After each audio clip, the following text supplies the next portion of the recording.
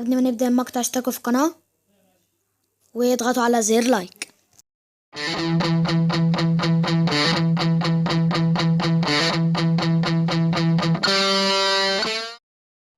السلام الله عليكم ورحمة الله تعالى وبركاته. ازيكم عاملين ايه؟ رجعت لكم فيديو جديد من قناة كيمو جيمر لعبة ماينكرافت. هشرح لكم النهارده ازاي تعملوا مكنة بيع الفشار. هي طبعا سهلة مش محتاجة، طبعا انا عاملها. اول ما تدوسوا على ده هيطلع لكم فشار اهو، وانتوا تاخدوه وتاكلوه. يلا بينا نبدأ الشرح. هتحتاجوا ريدستون وديسبنسر وريدستون كومبريتور وبلوك اوف كوارتز وكوارتز سلاب وجلاس وريدستون تورش وايتن فرام وجلاس بلوك وبلوكة تانية هنحتاجها. بس بعد كده هنعمل 5 بلوكات بالطول و5 بلوكات بالعرض. 1 2 3 4 5 وما نعدش دي بقى. 2 على طول 3 4 5 2 3 4 5 2 3 4 5 2 3 4 5 2 3 4 5 ونلغي دول كمان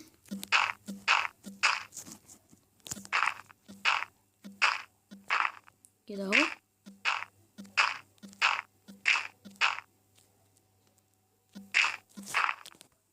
اهو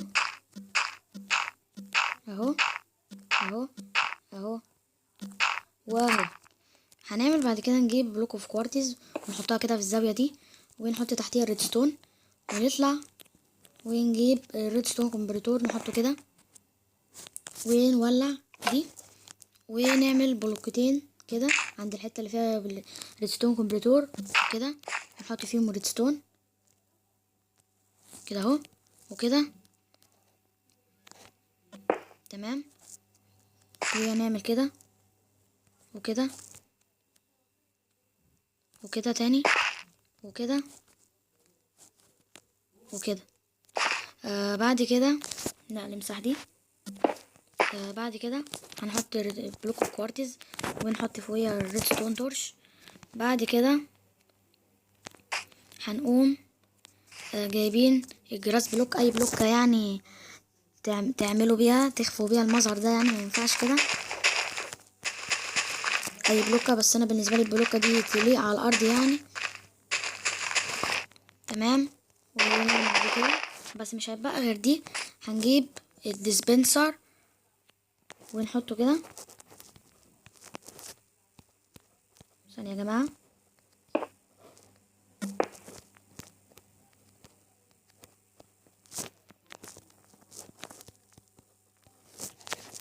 ثانية.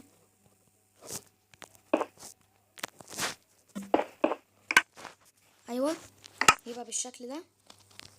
بعد كده هنمسح بقى البلوكة دي ونجيب ندخل على السيف ونجيب دي ستون بريسرز بلات ونحطها هنا كده.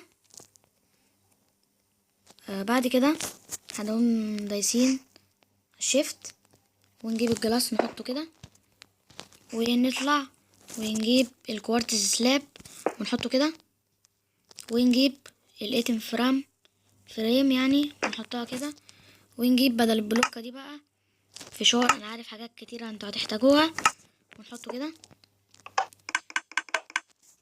بعد كده هندوس على الديسبنسر وننقل فشار اهو.